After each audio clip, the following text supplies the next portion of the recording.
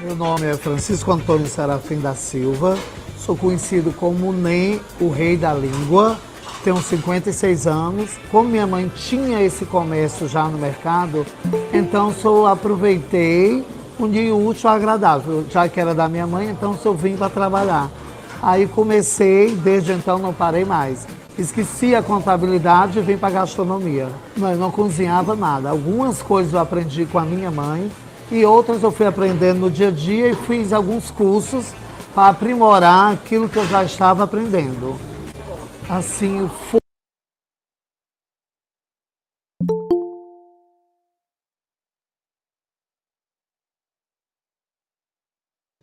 Meu povo, tá rolando o vídeo com áudio? Vocês viram? Tava rolando com áudio? Travou, Foi um novo, sem né? áudio. Porque eu não conhecia nada da cozinha, então só Não. tive medo de começar. Mas quando eu comecei, eu tive a ajuda de uma funcionária que já trabalhava com minha mãe, Maria de Fátima Oliveira, que é uma funcionária minha, que nós começamos juntos há 28 anos, né? Então, se eu aprendi com a minha mãe e com ela. Aí a gente começou só com um box aqui no mercado. Aí com o tempo nós fomos adquirindo mais quatro. Hoje em dia nós somos cinco boxes aqui dentro do mercado. Assim, o meu trabalho para mim é muito especial. Eu chego todos os dias 5 da manhã, abro.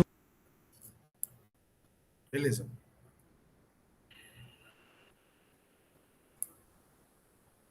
Oi, gente, não estou vendo esse vídeo. Para mim não está 26 passando. pessoas, o povo tá chegando. Não estou vendo o vídeo.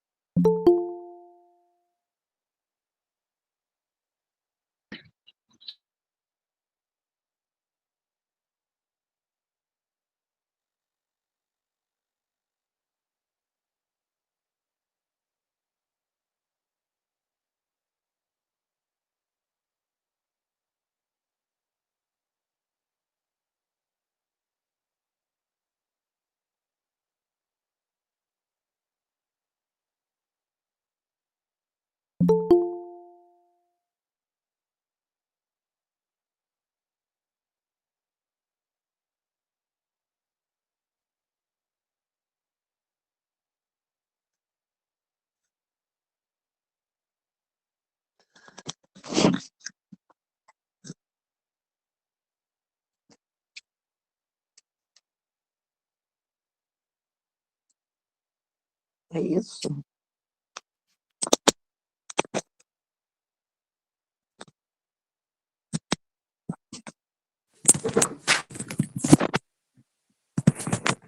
Tem que pôr ou não tem que pôr?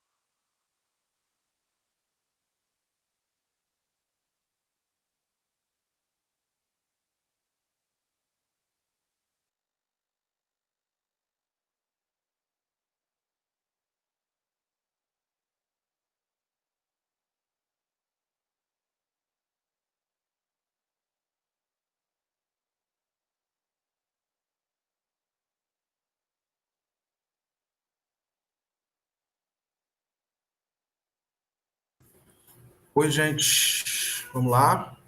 Né? Deu 10 minutos além dos minutos que a gente fez. Já estamos com a nossa média boa aqui de 34 pessoas e vai subindo, né? Pessoal aí da escola, vocês querem dar uma boa noite de acolhida de novo no povo?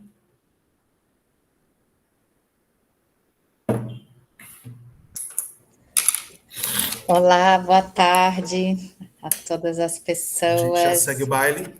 Segue, vamos aproveitar aí todo o nosso tempo para trazer as informações e o debate. Obrigada, professor, mais uma vez. Boa aula, gente.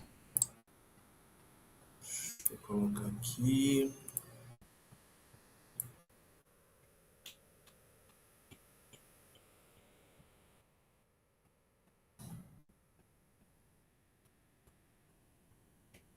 Aí.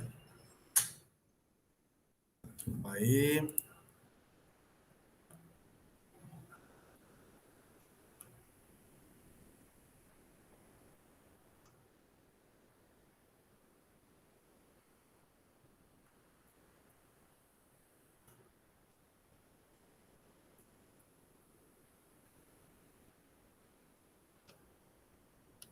Vamos lá. Alô? Vocês estão me ouvindo, gente? Tá com som? Tudo legal? Estamos ouvindo Tudo sim, belezinha? professor. Eu estou Sim, ouvindo, tá não. ótimo o som. Tô vendo ninguém. Com a câmera aberta. Sim.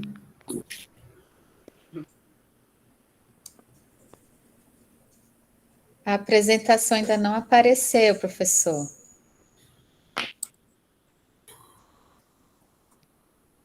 Então, deixa eu. Acho que eu vou começar, tá? Pronto, Patrícia me informa. Ah, tá. Então, pronto, gente. Eu acho que a gente já vai seguir o baile, né? Eu vou jogar logo a apresentação aqui para vocês, de novo. E a gente prometeu ontem terminar algumas coisas, né? E aí, tô segurando aqui esse negócio para ficar mais cômodo, já ficar aí rolando para vocês também. Vamos lá. Aqui a gente já foi, aqui a gente não vai ainda.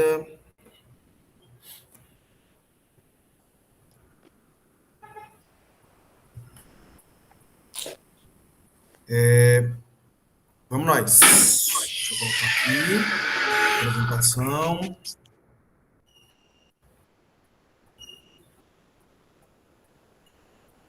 Apresentação, janela. Aqui, aqui. A gente vem para cá. A gente falou da Convenção da Salvaguarda, né? Então, a gente vai, a partir da Convenção da Salvaguarda, deixa eu ver se a apresentação entrou. Prontinho.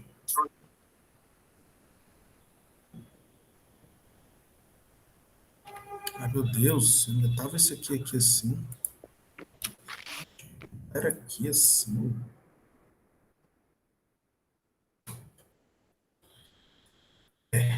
Vamos lá. Apresentando. Vamos lá, gente. Então, ontem a gente tinha ficado assim, né? Voltando, fazendo novamente a boa autodescrição, né?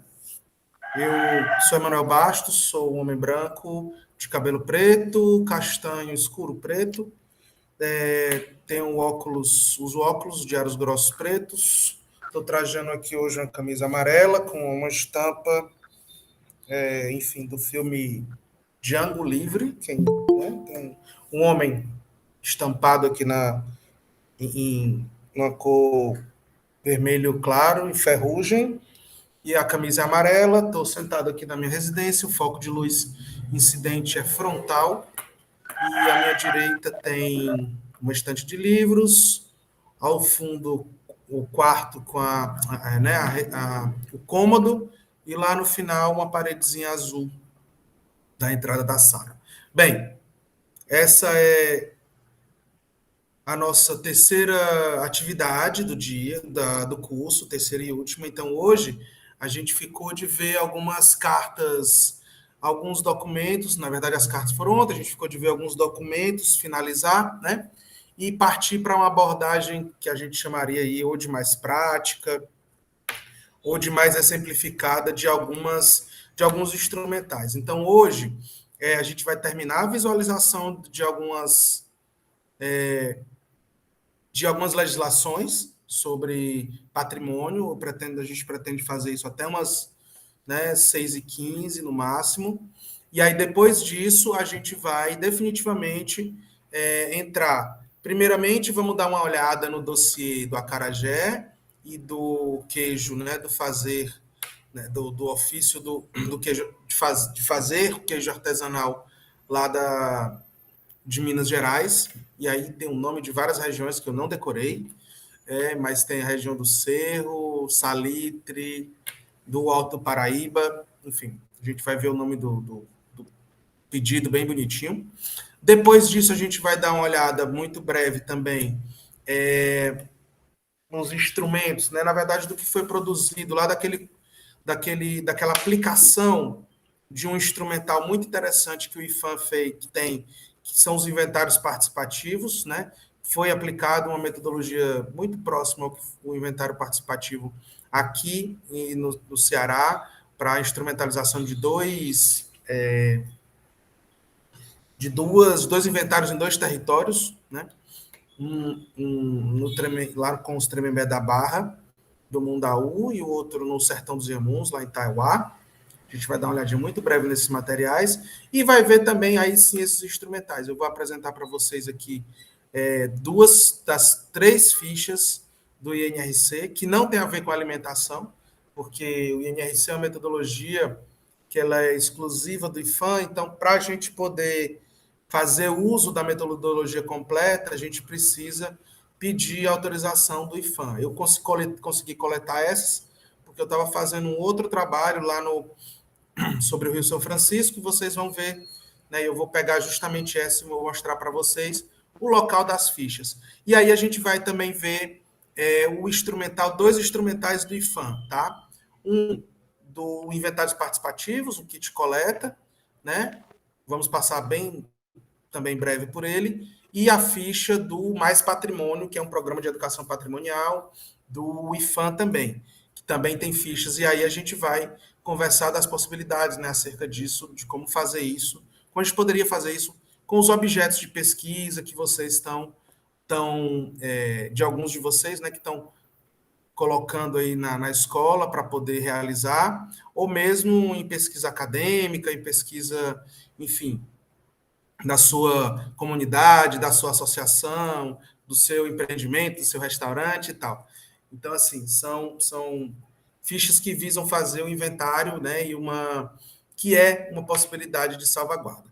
Mas primeiro, antes disso a gente acabar, vamos lá, né? A gente estava aqui no ponto ontem, e aí vocês lembram que a gente falou da Convenção 69 da OIT sobre povos tribais e povos originários, e aí a gente bateu aqui nessa convenção, a gente chega, vamos dar um pulo temporal aqui, né?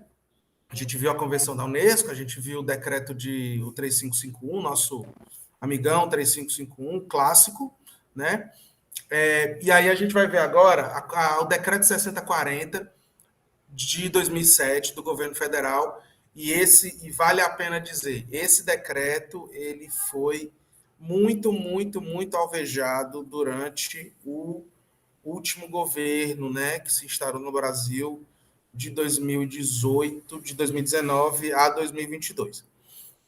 Dito de maneira muito explícita, vocês sabem, né, o fascismo, o protofascismo ou as experiências pouco democráticas não gostam de cultura, né, e gostam menos ainda que a gente fale que a cultura ela é expressa por diferentes povos, diferentes grupos. Então, tudo que teve diversidade nesse último ciclo, a gente sobreviveu a ele, tudo que teve diversidade foi rechaçado. E esse decreto faz justamente isso. Ele reconhece os povos e comunidades tradicionais. Ele é o decreto que institui o PNPCT, que é a Política Nacional de Povos e Comunidades Tradicionais. Para ele, eu vou deixar que vocês vejam ele na íntegra depois, porque ele é bem interessante, mas para a gente, vale a pena a gente fazer o entendimento dessas definições principais. Por isso que eu só separei as definições para a gente ver. Vamos lá. Povos e comunidades tradicionais são grupos, o que é que eles são? Grupos culturalmente diferenciados que se reconhecem como tais, que possuem formas próprias de organização social, que usam territórios e recursos natural como condição pela sua reprodução cultural, social, religiosa, ancestral e econômica, utilizando conhecimentos, inovações e práticas geradas e transmitidas pela sua tradição. Ou seja, primeiro um povo precisa se reconhecer, certo? Que se reconhecem como tal. E eles precisam ter diferenciações do que a gente chama de sociedade circundante, ou, né, sociedade ocidental, mas vale a pena chamar de sociedade circundante também. Então, os povos e comunidades tradicionais são esses grupos diferenciados, tá? Eles ocupam o quê? Eles ocupam locais. E que locais são esses? Territórios tradicionais. Os espaços necessários à reprodução cultural, social e econômica dos povos e comunidades tradicionais. Sejam eles utilizados na forma de permanente ou temporária, observando o que diz respeito aos povos indígenas e quilombolas, respectivamente. E aí tem o nosso artigo lá da Constituição que fala especificamente sobre isso. E o 68, né, do ato das disposições, o ADCT, né, do ato das disposições constitucionais transitórias. Esse, inclusive, o ADCT 68 era o que estava em voga para ser supostamente alterado ou reconhecida a sua não validade, né, no marco temporal, certo? Que foi uma premissa derrotada, sobrevivemos e conseguimos vencer também. Então, a tese do marco temporal queria fazer uma pequena modificação nesse ato, né, na verdade, consolidar a inviabilidade dele, dizendo que os povos originários, né, os povos indígenas, só poderiam fazer jus à demarcação dos seus territórios se estavam lá ocupados antes da Constituição de 88. Né? Obviamente não. Ainda bem, felizmente, que essa aberração foi selada, né? E, por último, desenvolvimento sustentável. Então, a gente tem povos e comunidades tradicionais que ocupam territórios tradicionais e que se reproduzem de que maneira? certo? Vivem de que maneira? Vivem aplicando o desenvolvimento sustentável, que é o uso equilibrado de recursos naturais voltado para a melhoria da qualidade de vida da presente geração, garantindo as mesmas possibilidades para gerações futuras. Olha só. Então, o governo federal, desde 2007, ratificou um negócio da OIT que diz que povos e comunidades tradicionais, territórios tradicionais e desenvolvimento sustentável são definições incorporadas à nossa legislação. Por que é que isso vai ser importante para a gente do patrimônio? Obviamente, porque quando a gente fala de reconhecimento e de valoração cultural de determinados sujeitos, a gente não pode perder o norte de quem são esses sujeitos, certo?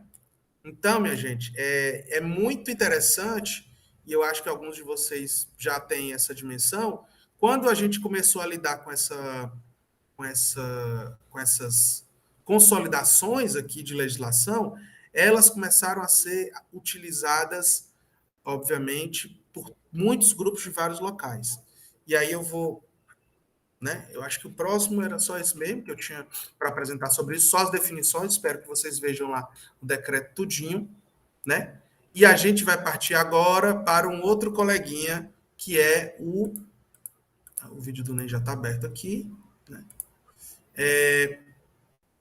Eu vou mostrar para vocês um outro documento, e aí eu vou mostrar isso na íntegra, sim, que é a portaria 200 do IPHAN, certo? Por que eu vou mostrar ele na íntegra? Porque eu vou destacar 3 coisinhas dele, separadas. Cadê? Aqui. Vamos lá.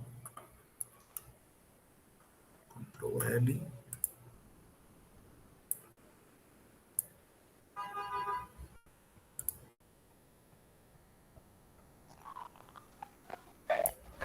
Vamos lá.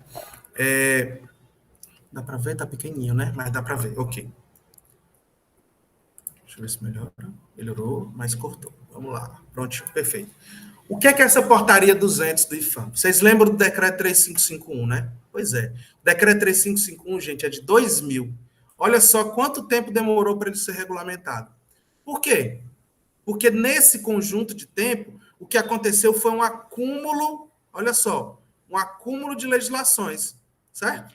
Então, a gente teve o patrimônio, a Convenção para a Salvaguarda do Patrimônio da Unesco, que a gente já viu aqui. A gente teve, a gente não viu o decreto, né, do inventário de diversidade linguística, mas é uma legislação importante, especialmente o 3551. A gente vai regulamentar, o IPHAN regulamentou em 2016, por meio dessa portaria, o registro do patrimônio imaterial. E aí, o que é que vale a gente pensar? Vamos lá, o que é, e essa aqui é a corrente conceitual atual. Então, se a gente foi debatendo ao longo dos dias, né, desenvolvimentos e tal, aqui a gente tem por estado da arte atual. O que é o patrimônio imaterial? Uso e representações, expressões, conhecimentos e técnicas, junto com os instrumentos, objetos e artefatos e espaços culturais que lhes são inerentes. Olha só que coisa interessante.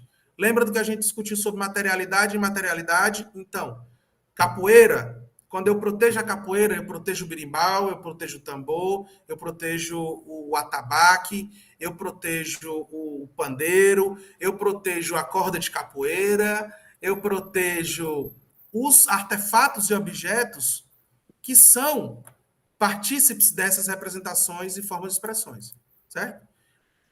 Que as comunidades e grupos, em alguns casos indivíduos, reconheçam como parte grande do seu patrimônio cultural. Este patrimônio, que se transmite de geração em geração, é recriado constantemente pelas comunidades, em função do seu entorno, sua interação com a natureza e sua história, infundindo-lhes um sentimento de identidade e continuidade, e contribuindo, assim, para promover o respeito à diversidade e à criatividade humana. Lembram da Convenção da Salvaguarda, que a gente falou, dos 3 pontos, diversidade, criatividade, você lembra qual era o outro? Não vão lembrar? Não vão, né? Tá certo. Então, originalidade. Essa junção aqui dessa legislação atualizada vai dizer em certa maneira, que, olha, só é patrimônio material, ou é tudo patrimônio material, essas expressões, essas representações e técnicas, e veja que ele já começa a quebrar um pouco daquela noção do 3551, onde a gente tem os livros taxados de maneira explícita, ou da Constituição. Então, agora as coisas começam a ficar introjetadas, elas são fluidas, elas começam a se miscuir, a virar uma massa só. Né? O que é salvaguarda? Isso é importante. Salvaguardas são as medidas que visam garantir a viabilidade do patrimônio imaterial, tais como a identificação, a investigação, a documentação, a preservação, a proteção, a promoção, a valorização e a transmissão, essencialmente, por meio da transmissão de educação, por meio da educação formal e não formal, e a revitalização desse patrimônio em seus diversos aspectos. Referência cultural. Olha só, aquilo que a gente estava conversando também. Não dá para falar sem referência patrimônio sem falar de referência. E eu quero que a gente imagine que a referência cultural seja o sinônimo disso, tá? São sentidos e valores de importância diferenciada atribuídos aos diversos domínios e práticas da vida social. Saberes, festas, modos de fazer, lugares e formas de expressão. Aí aqui sim ele fala dos livros. Então, as referências culturais são as práticas culturais da vida social, são as práticas da vida social, né? E aí essa referência se constitui como marco. Detentor. A gente vive falando, né, os detentores, vamos lá, temos que fazer uma entrevista com os detentores, com as comunidades, com os grupos, com os segmentos, que são os responsáveis pela dinâmica da produção e do determinado bem cultural, né? O detentor, ele possui conhecimento específico sobre esse bem e é o principal responsável pela transmissão para as futuras gerações. Tautologia. Ofício das Baianas de Acarajé, detentoras, Baianas de Acarajé. Certo? Gestão compartilhada. Opa, isso daqui não estava em lugar nenhum, isso aqui é novidade. Essa palavrinha aqui é nova. Gestão compartilhada é o modelo de gestão que, em contraposição ao modelo de gestão centralizada, é realizado em conjunto por diferentes atores, órgãos e instituições com vistas ao atendimento de metas e objetivos comuns a partir da estratégia de cooperação. Não dá para falar, gente, sem salvaguarda, sem educação patrimonial, se não for feito de maneira compartilhada. Mas em que pé, em que momento ela é compartilhada? Quer dizer que a gente vai ter que... o Estado vai se eximir da responsabilidade e vai jogar a responsabilidade nos grupos? É só o Estado que pode provocar os grupos não podem fazer a sua gestão de maneira autônoma? Não. A gestão compartilhada, ela é realizada, inclusive, em pactuações, em acordos. Um desses acordos, quando a gente tem um bem registrado, salvaguardado, inventariado, e aí, como teve lá, por exemplo, o inventário da cultura alimentar dos Tremembé da Barra da Mundaú, saiu junto daquele documento, eu coloquei lá para vocês, na ementa, um plano de ação. O plano de ação, minha gente, nada mais é do que a resultante de uma pactuação entre detentores, comunidades, né? É bom vocês irem pegar essa gramática, e o Estado, ou seja, as entidades que realizam essa patrimonialização, esse reconhecimento, tá? E a criação por meio de um modelo de gestão compartilhada, de um conjunto de ações, de recomendações para que aquilo seja seguido. Vamos dar um outro exemplo. A festa de Iemanjá, aqui em Fortaleza, ela é patrimonializada. Não sei que alguém já foi para a festa de Iemanjá de Fortaleza. Durante muito tempo, a festa, lá na Praia do Futuro, ela é realizada ali na primeira parte da Praia do Futuro, e durante muito tempo, e aí eu digo, pelo menos os relatos da literatura diz que dos anos 80, final dos anos 80, começo dos anos 90, até meados dos anos 2000, ou seja, entre 90 e 2004, 2005, a festa, por conta de um abandono meio sistemático ali daquela região, ela teve um esvaziamento porque não tinha iluminação, porque não tinha pavimentação, porque os grupos não conseguiam, né, chegar, porque os grupos não tinham segurança. Então, sempre se falava de, tem muita insegurança, tem muito furto, tem muito assalto, tem muito problema, o mato naquela região cresce muito, não tem lugar para chegar e tal. Então, ora, se eu identifico um drama, um determinado para garantir a manutenção de determinado bem, a minha recomendação de salvaguarda vai ter que indicar isso. No caso dos Tremembé da Barra do Mundaú, para além de ações de difusão de reconhecimento, há pactuações para resguardo do território. Há pactuações para criação, na verdade, não só para criação, porque já existe modelos de garantias ambientais em zonas de interesse especial social, em zonas de área de proteção ambiental. Então, a implementação desses instrumentos legais que já existem é uma recomendação de salvaguarda, que pode ser feito aqui pela gestão compartilhada. Então, nada mais é do que o ajuntar de algumas coisas, tá? Vamos lá. Continuando, eu vou pular isso daqui tudo, vou pular as diretrizes, eu quero chamar mais uma vez as linhas de atuação. Vamos lá. O que é linha de atuação, minha gente? Lembrando, a gente vai ver os macroprocessos, a gente vai ver as linhas de atuação. Então, eu quero proteger, eu quero patrimonializar, eu quero reconhecer quais são as linhas de ação que eu vou fazer. Ora, você vai fazer ações das seguintes. Você pode fazer ações de pesquisa, documentação, informação. E por que isso está sendo legal? Eu acho que é legal, né? Por isso que eu estou trazendo para vocês. Porque na pesquisa de vocês, ou no trabalho acadêmico, ou na proposta autoral original que vocês possam fazer para fins de pesquisa na área da alimentação, da nutrição, vocês podem dizer, olha, o meu projeto de pesquisa sobre a tapioca, sobre o cuscuz, né? O cuscuz brasileiro, nordestino, cearense e tal. Não o cuscuz do Maghreb, lá, como a gente falou ontem, né? O Everton falou ontem. A minha proposta de atuação, ela vai encontrar adesão na linha de pesquisa do Programa Nacional de Patrimônio Material. Ou não, ou a minha ação, ela visa fazer o reconhecimento e a valorização, né, de coisas que já são referentes.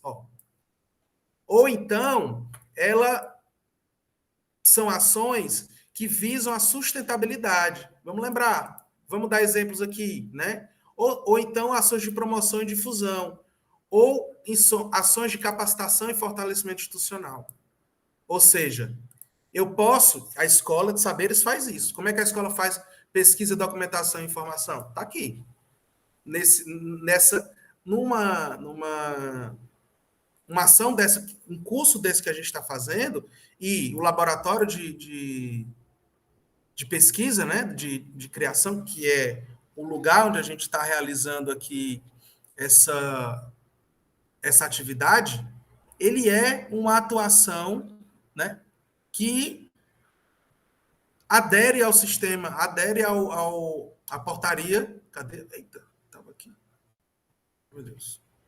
Estava aqui, perdi a página. Pronto, está aqui. Adere a essas ações de pesquisa, de documentação e informação. Quando vocês produzem uma pesquisa, terminam o resultado final da pesquisa de vocês, bolsistas e tal, vocês estão atuando na primeira linha. Quando vocês reconhecem e valorizam o valor patrimonial de bens que já são referências culturais para as comunidades, que possuem, vamos lá, aquilo que o Rubens falou ontem em alguns termos, continuidade histórica e relevância, vocês fazem vocês fazem uma ação de patrimônio de valorização. O que é dar sustentabilidade?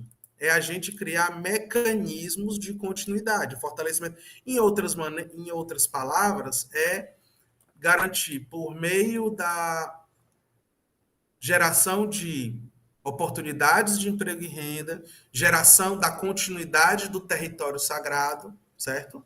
e continuidade de ações que foquem na transmissão do conhecimento e saberes. Então, assim, fortalecimento das condições sociais e materiais das continuidades desse bem. Em bom português, tutu, dinheiro, cacau, grana, money. Fazer com que o que se gera dentro de determinados bens, não que isso seja necessário para todos os bens, né? Ninguém está dizendo isso aqui. Só que dá um tipo de sustentabilidade, e aí a gente está falando aqui de bens, né, de possíveis bens da cultura alimentar, de um patrimônio, que pode vir a ser um patrimônio alimentar, e a gente fez essa secção, essa diferenciação lá no comecinho do curso, dar sustentabilidade a eles, né? Promoção e difusão, e aí quando a gente faz feiras, workshops, quando a gente faz programas educativos, quando a gente faz, enfim, rodadas de conhecimento, de negociação, a gente está fazendo promoção e difusão. E outra coisa que a gente está fazendo aqui nesse curso, é a capacitação e fortalecimento institucional. Então, estamos, nesse exato momento, fazendo ações, né, que tem aderência ao Programa Nacional de Patrimônio Imaterial, certo? E aí, para finalizar esse documento, eu queria falar um pouco sobre o que são esses 3 macroprocessos. A gente tem as linhas de atuação e a gente tem os macroprocessos. O que é o macroprocesso? O patrimônio material, você vai fazer 3 coisas. Primeiro, você vai identificar, certo? E aí você pode identificar com mapeamento, censo, pesquisa, inventário, um inventário de aproximação, né? Um cadastro dos bens. Você pode fazer essa história, isso que a gente fala muito, né? Vamos fazer um censo, um cadastro das baianas de acarajé, como é que é? Da galera da capoeira, das rodas de capoeira, perdão, né? Ou, para o nosso caso, um inventário dos tipos de doces tradicionais das regiões do Ceará, ou um inventário dos tipos de baião, que seja, certo? Fazer isso, a gente está atuando com a identificação. O reconhecimento é o processo propriamente dito de pedir, certo? A patrimonialização e conseguir. E o apoio e fomento é a garantia e a continuidade desse negócio. Então, do ponto de vista da gestão e da gerência de uma burocracia do patrimônio, esses são os 3 macroprocessos que o IPHAN trabalha com o patrimônio imaterial e que eu digo nós aqui na Secult, Ceará, mas de maneira muito expandida, os estados fazem isso também, né? Essa portaria é de 2016, não teve muitos estados que atualizaram suas portarias. A Bahia atualizou, e daqui a pouquinho eu vou mostrar também. Meu Deus do céu, faltam 4 minutos. A Bahia também mostrou algumas coisinhas, então vale a pena a gente aportar por lá. Acabado isso daqui, vamos lá, vou parar esse daqui, e aí vou mostrar para vocês agora uma outra coisa, que é, novamente, nós vamos falar agora aqui sobre o que é que o Ceará fez e o que é que o Ceará faz, tá? E aí eu prometo ser bem, bem breve aqui. Nós tivemos, gente, no ano de 2022, no ano passado, nós tivemos a invenção, na verdade, a criação de uma legislação muito moderna, que foi o Código Estadual do Patrimônio Cultural, né? Eu vou apresentar ele aqui para vocês. Aqui, pronto. Esse é o Código Estadual de Patrimônio Cultural. Eu vou apresentar só os capítulos que nos interessam mais, tá? Ele institui o código e o sistema. Ele institui o código por meio de um conjunto de legislações que criam um sistema, tá? De patrimônio cultural. O objetivo do CEPAC é muito nítido. É articular os municípios. Lembra, Daira, que a gente estava falando? Ah, o pobre dos municípios, como é que eu vou falar da comida lá do interior, né, de Bauru e tal? Se o seu estado, se o seu município, se a municipalidade tem uma lei de patrimônio ou não, se ela tem, a ideia é que ela tenha, ela pode fazer adesão de um sistema estadual. Será que São Paulo tem um sistema estadual? Sim, São Paulo tem um sistema estadual de patrimônio. Tem um sistema estadual de museus muito atuante também, né? Então, os municípios podem fazer adesão desse lugar que é o sistema. Mas o CIEPAC também tem o objetivo de articular a sociedade civil também, né? E para fazer várias ações, qualificação técnica de gestor, auxiliar de maneira a legislação, então, auxiliar, né, para o desenvolvimento de ações de preservação, salvaguarda, monitoramento e fomento dos bens, certo? Então, um sistema de patrimônio ajuda a fazer isso tudo. Isso aqui é importante a gente saber, porque já já a gente vai ver a lei de gastronomia e cultura alimentar do Ceará e vai colocar elas para conversar. Vamos falar logo sobre os processos de identificação. O processo de identificação, vocês lembram lá o macroprocesso do IFAM? Pois é. Ele tem o objetivo de localizar, mapear, georreferenciar e conhecer e caracterizar. É um primeiro conhecimento. Então, eu vou identificar, eu vou jogar aquilo lá, jogar luz sobre aquilo. Certo? Aí, as ações de identificação, elas podem finalizar. Olha só o parágrafo 3. Ó. Quando eu digo que uma ação de identificação, ao final dela, ela pode indicar a representatividade e a significação dos bens culturais para processo de reconhecimento. Tá vendo? Como o IFAM estava certo. Então, eu primeiro conheço, aí eu digo, ó, isso aqui é importante, viu? É importante do estado inteiro, é importante no meu município inteiro, é importante para o grupo, né? Para grupos sociais que são culturalmente diferenciados. Então, vamos reconhecer. Ele pode fazer isso. Depois do reconhecimento. O que é o reconhecimento? É tautologia, né? Reconhecer é dar valor. Reconhecer é indicar o valor. É dizer, como fez o Elmano há 10 dias atrás, que a cachaça, né, para o estado do Ceará é importante. Aí, o que a gente faz com esse reconhecimento? Bem, é o famoso eles que lutem, né? Porque quando a gente tem uma boa instrução, uma boa legislação sobre isso, ela já traz no seu bojo as informações acerca do que fazer com isso. Quando não, é o eles que lutem, tá? Aí o governo do estado do Ceará faz algumas coisas. Vamos focar, obviamente, no registro aqui e no inventário com efeitos restritivos, porque essa é uma sofisticação que a gente tem. Aí a gente vai falar dos tesouros vivos. Deixa eu passar logo o inventário do efeito restritivo, que é melhor.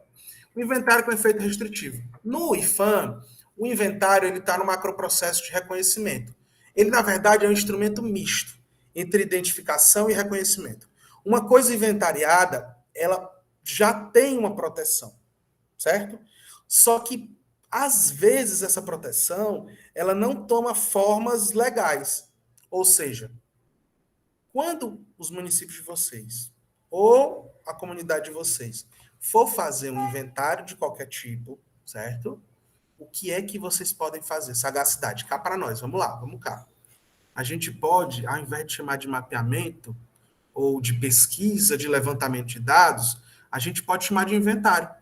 Obviamente, quando a gente pegar os preceitos metodológicos desse inventário, não estamos querendo aqui banalizar o instrumento do inventário, mas fazer com que esse instrumento seja a primeira ponte, né? A primeira parte de uma proteção é muito importante.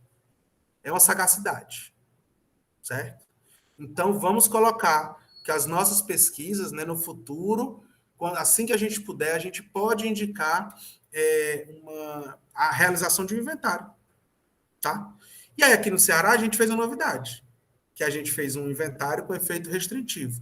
Ou seja, a gente deu um ar de proteção um pouco mais, pelo menos na letra da lei, né? A gente deu um pouco mais de segurança em relação a isso.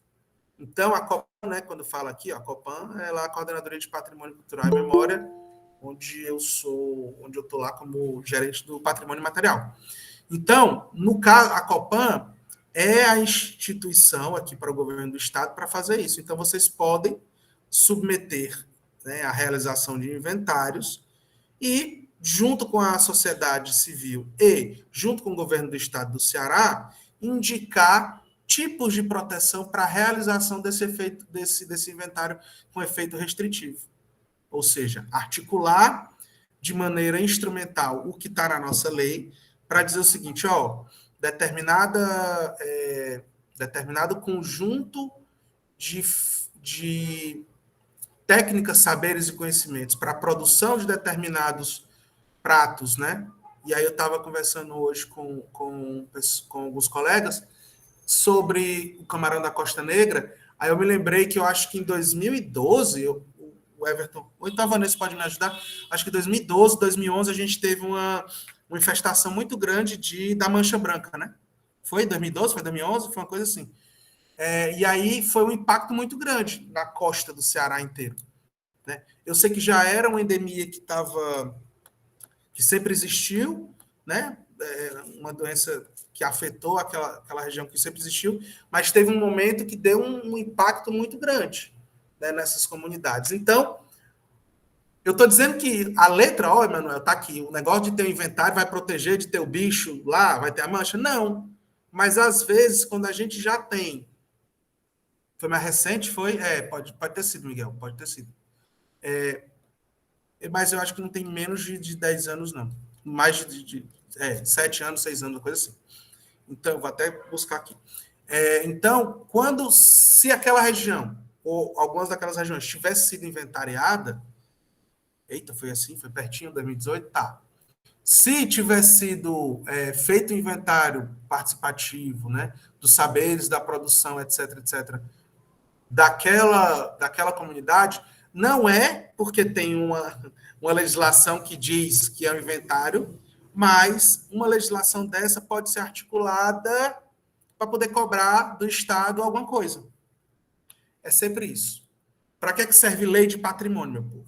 Para fazer com que o Estado seja, não só o Estado, mas a sociedade civil também, mas especialmente o Estado, nas suas diversas esferas, municipal, estadual e federal, seja partícipe e atuante na defesa daquele patrimônio. Então, se a gente pesquisa, se a gente identifica, se a gente reconhece, a gente consegue colocar instrumentos de salvaguarda, né, desses bens.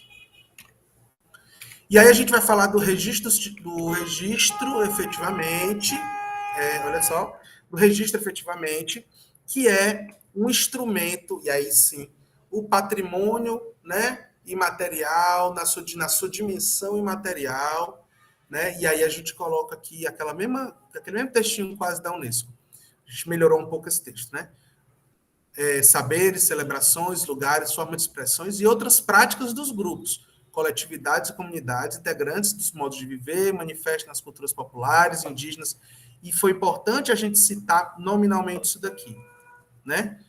Culturas populares indígenas e afro-brasileiras e de outros grupos participantes da sociedade, como parte do seu repertório de relevância, de referências culturais transmitidas de geração em geração, contribuindo com a respeito, promoção da diversidade cultural e a criatividade humana. Então, a gente tem aqui, né, modéstia bem à parte, jogando a modéstia lá para longe, a gente tem aqui no Ceará uma legislação que está muito bem alinhada com a Convenção da Unesco de 2003, com o Decreto 6040 de 2007, que respeita, né, que ratifica a Convenção 169 da OIT, e com a Portaria 200 do IFAM de 2016 também, que regulamenta o PNPI.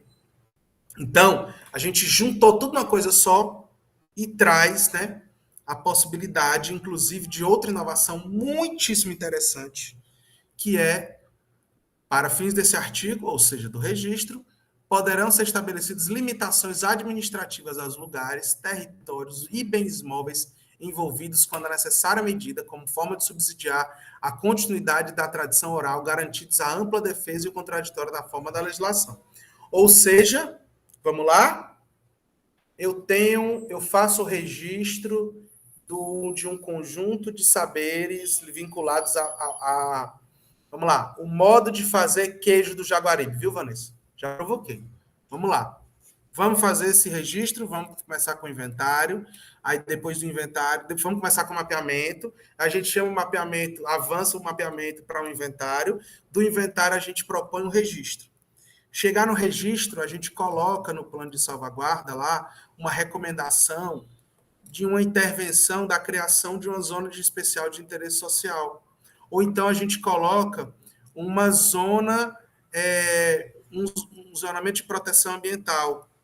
Ou então a gente coloca a necessidade da regulamentação fundiária de tal área a tal área. Ou então a gente coloca ainda mais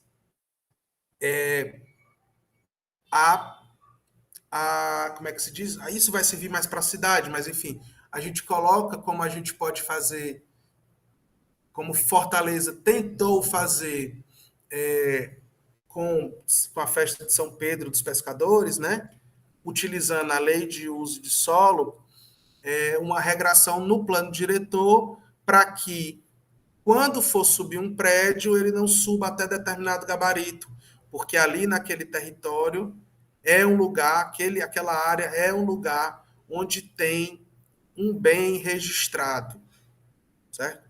E aí o capital sempre dá seus jeitinhos, né? Aqui em Fortaleza, inventaram como é que é? Dispensa onerosa, dispêndio oneroso, acho que é alguma coisa onerosa, que permite, em outras palavras, que o pessoal... Miguel, como é que é o nome do instrumento, hein? Outorga onerosa, exatamente. A outorga onerosa, que é basicamente não, é a possibilidade de, olha, você só pode construir até 20 andares, mas se quiser mais, pode, desde que pague. Então, a igreja de São Pedro ali dos Pescadores, que é um bem tombado e municipal, e a festa de São Pedro dos Pescadores, ela é também registrada, certo? Tem no plano diretor uma vinculação a uma ZEI, uma Zona de Interesse Especial Social, que faz menção ao registro da festa e ao tombamento da igreja, certo? E aí o que é que acontece? Nada acontece. Feijoada, porque a prefeitura utilizou aí de maneira muito capciosa, junto com alguns outros interesses sociais, a possibilidade da construção para sufocar sufocar aquela igreja, aqueles atores que estavam ali, mesmo a própria prefeitura identificando o relevante valor cultural daquele grupo.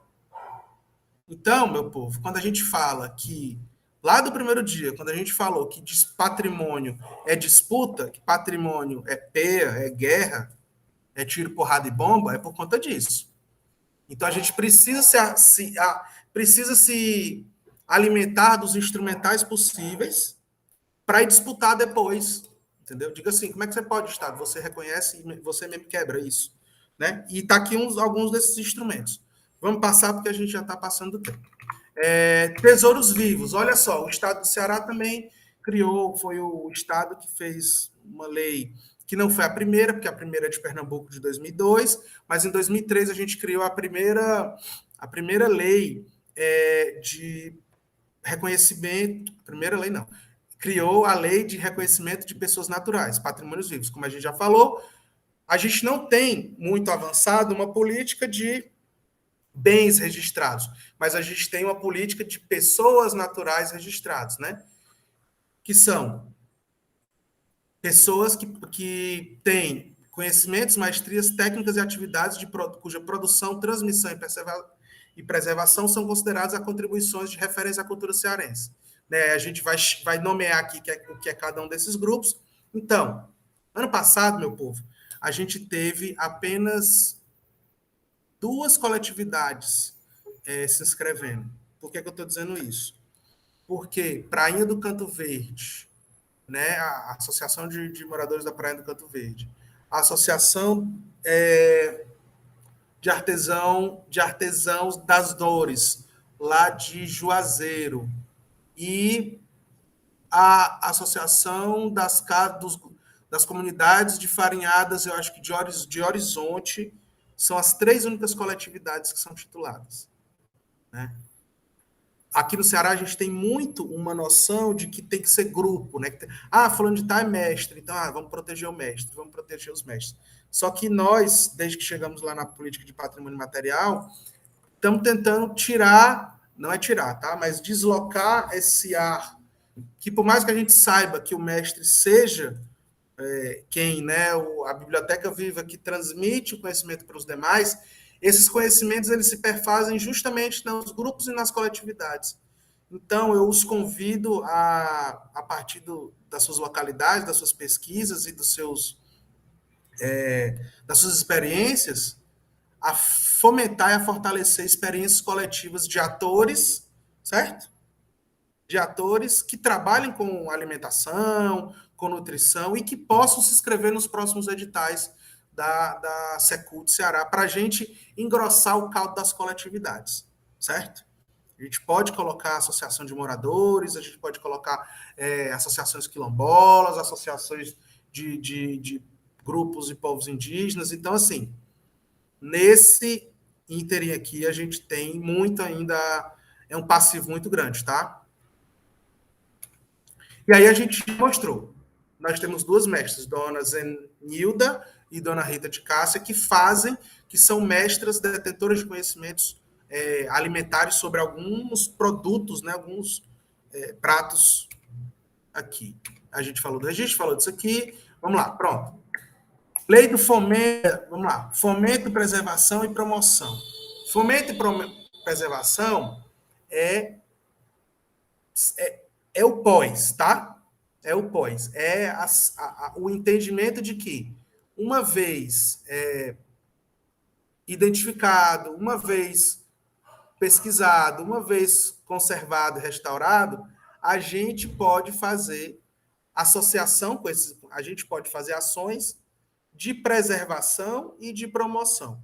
Ou seja, Emanuel, tem aqui vamos lá, voltando para o caso da Barra do Mundaú, né? Uma ação de atuação é criar, por exemplo, junto ao poder público, e seria na Secretaria da Cultura, na Secretaria da Educação, na Secretaria do Turismo, por exemplo, a possibilidade de fomento por via de um edital público, de uma chamada para premiação de grupos lá da Barra do Mundaú, um inventário não, porque já foi feito, né? Uma atuação sistemática nas escolas de ensino fundamental e médio, né? Daquele lugar, daquele território, sobre os patrimônios e a cultura, né? Sobre a cultura alimentar lá da Barra do Mundaú. Essa ação seria uma ação de promoção desses bens protegidos, tá? E é da Secult essa ação. Então, depois que o bem é protegido, a gente vai criar o plano de salvaguarda, é isso, plano de salvaguarda dos bens culturais patrimonializados. O plano de salvaguarda é a carta, com o Fabiano Piuba, nosso ex-secretário de Cultura, hoje secretário especial lá do MINC, da leitura, né, do livro da leitura, ele fala a carta de navegação. Então, o plano de salvaguarda, ele é a carta de navegação do que eu vou querer fazer com o bem, depois que eu defino que ele é relevante. E a educação para o patrimônio. A educação para o patrimônio é o nome mais moderninho, mais sofisticado da educação patrimonial, tá? É a mesma coisa. A educação para o patrimônio cultural constitui-se de todos os processos educativos formais e não formais, constituídos de forma coletiva e dialógica, que tem como foco o patrimônio cultural, socialmente apropriado como recurso para a compreensão sócio-histórica das referências culturais, a fim de colaborar para a sua preservação. A educação para o patrimônio ele vai contribuir para a constituição participativa dos demais. A gente conversou bastante aqui. Sem educação patrimonial... estamos voltando. Sem educação patrimonial, nós não temos pertencimento.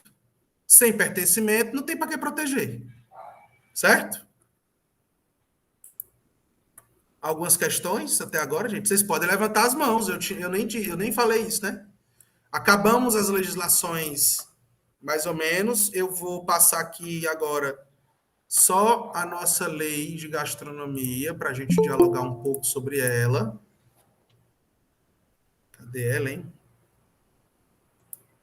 E aí vocês podem falar. Eu até quero que vocês falem, por favor. Só abrir o microfone, levantar a mãozinha, abrir o microfone e fazer incursões aqui, porque a gente vai ver.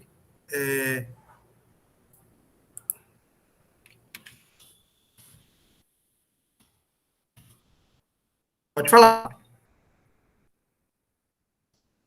Não, só alguém só fez um ok. Tá. Cadê, rapaz? Foi tão fácil. Eu tinha colocado ela aqui. Ai, meu Deus.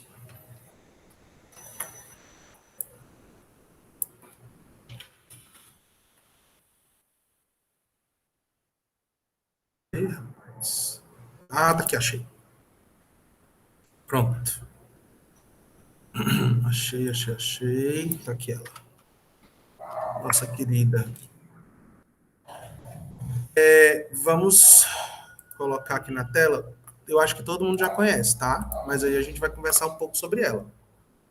Aqui está a lei que institui a política estadual da gastronomia e da cultura alimentar e cria o programa de Ceará Gastronomia. Não vamos falar sobre o programa Ceará Gastronomia, mas vamos falar sobre algumas noções que a gente pode trazer de maneira interseccional entre cultura, patrimônio e alguns desses outros temas, né, que a gente acabou de falar aqui.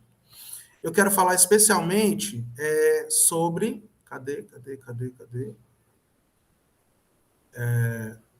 Tá aqui, pronto. Tá aqui. O item 3 e o item 5. Não, item 6. Quando a gente vai falar sobre esses princípios aqui, a gente tem uma coisa interessante. Preservação das tradições gastronômicas e o reforço da identidade e do senso de comunidade. Isso daqui, gente, é o que a gente está falando esse tempo todo. Então, aqui a gente tem um elemento da cultura alimentar caminhando para o rumo do patrimônio. E aí, aqui a gente tem o item firme, forte, porém perigoso. Vamos lá. Salvaguardar o patrimônio gastronômico do Ceará em toda a sua diversidade e origem, bem como os modos de fazer e os saberes relacionados à cultura alimentar, de forma a garantir a preservação das tradições locais como um dos aspectos de desenvolvimento da gastronomia, cultura material e imaterial dos grupos familiares, indígenas, quilombolas, comunidades. Aí cita-se aqui alguns povos e comunidades, citam-se aqui os povos e comunidades tradicionais. Então, essa legislação, ela está bem adequada à noção geral da Unesco, à noção do IFAM e à nossa noção de... E aí, quando eu digo a nossa, é a da lei estadual, do Código Estadual de Patrimônio Cultural. Quando a gente fala a salvaguarda do patrimônio gastronômico do estado do Ceará, eu acho que isso daqui é a tarefa por vir. E essa expressão aqui, salvaguardar o patrimônio gastronômico do estado do Ceará em toda a sua diversidade e origem, certo? Ele é a tarefa do porvir que a gente vai, de maneira muito efetiva, juntar e dar um jeito de engrossar o caldo, certo? Eu estou querendo dizer de outras maneiras, que antes de salvaguardar, a gente precisaria fazer o quê? Segundo o IFAM, identificar e reconhecer. Então,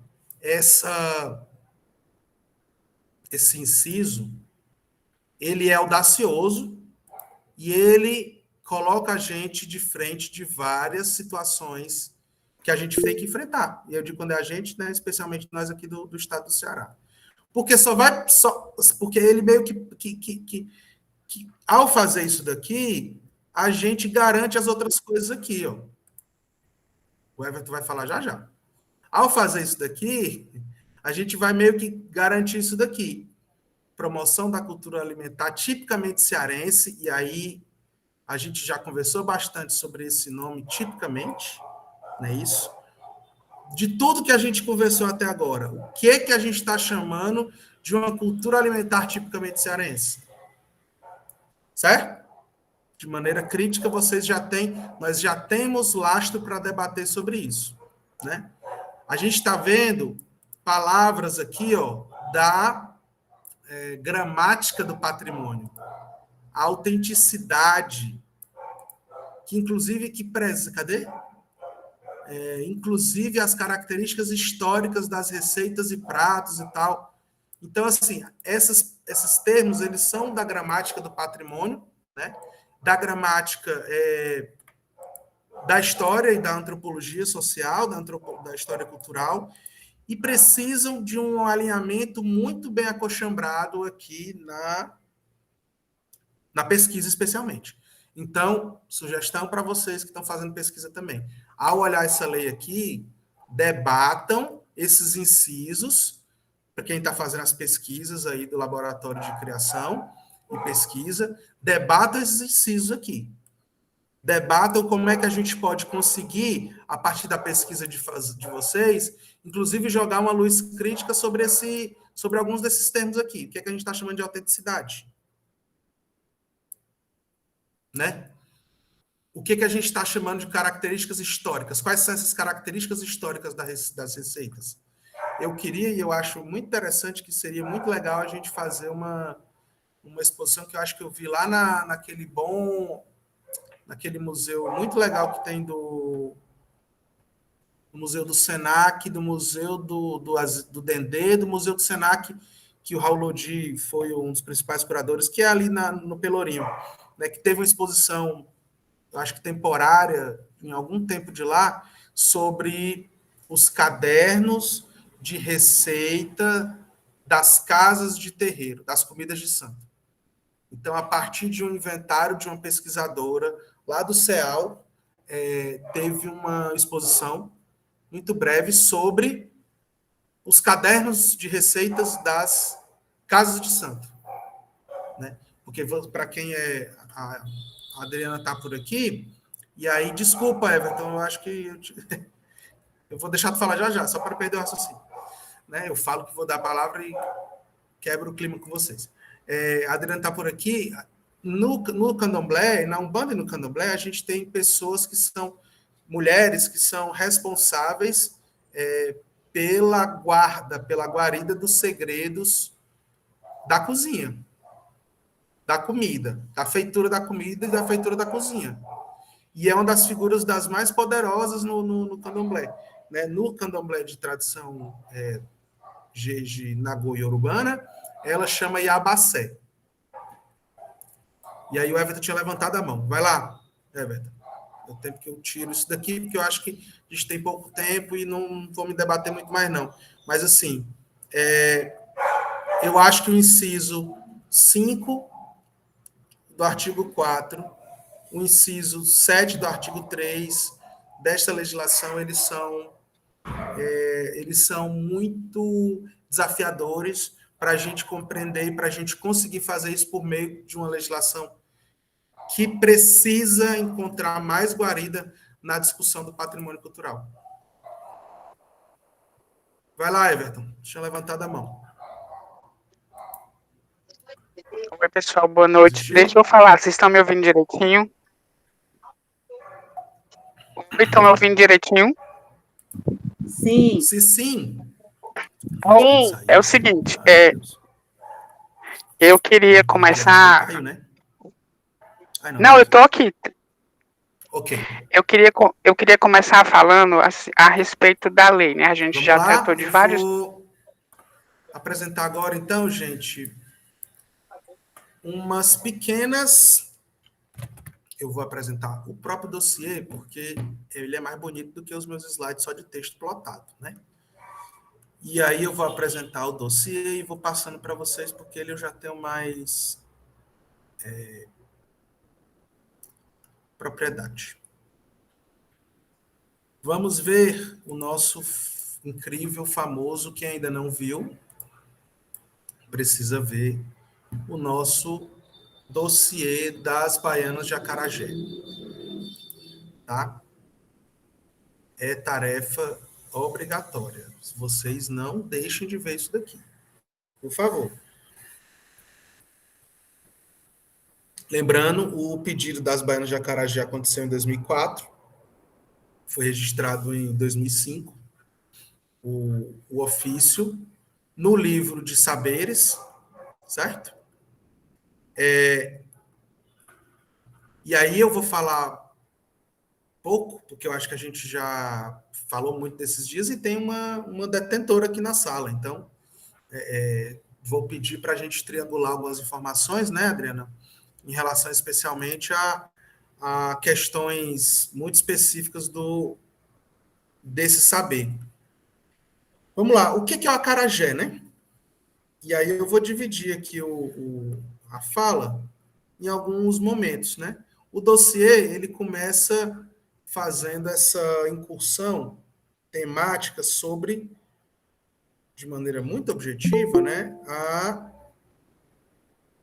a identificação desse bem, né, a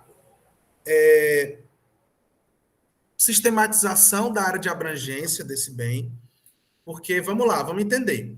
Esse bem, ele foi inventariado, ou seja, para fins de pesquisa,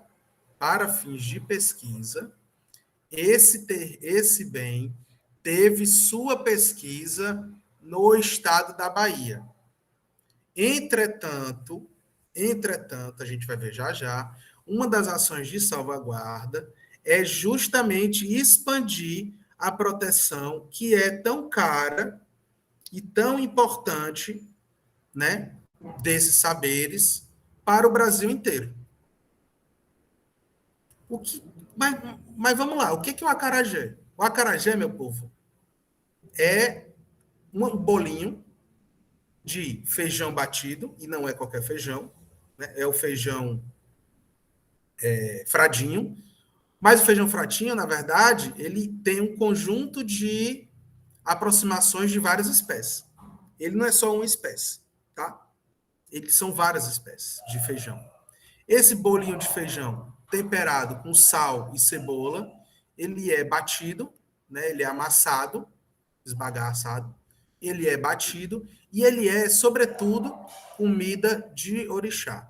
É por isso que um dos tópicos é comida de santo, comida de orixá. Comida de gente, comida de orixá.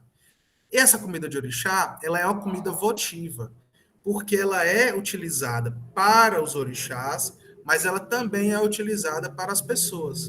E quando isso aqui é uma cerimônia de Xangô muitíssimo interessante, que inclusive tem que a fogueira de Xangô, que é inclusive realizada durante o período junino, assim, né, que a gente chama do período junino, e é sincretizada, ou, para não usar essa palavra que está um pouco demodê, ela é hibridizada e tem uma dupla pertença,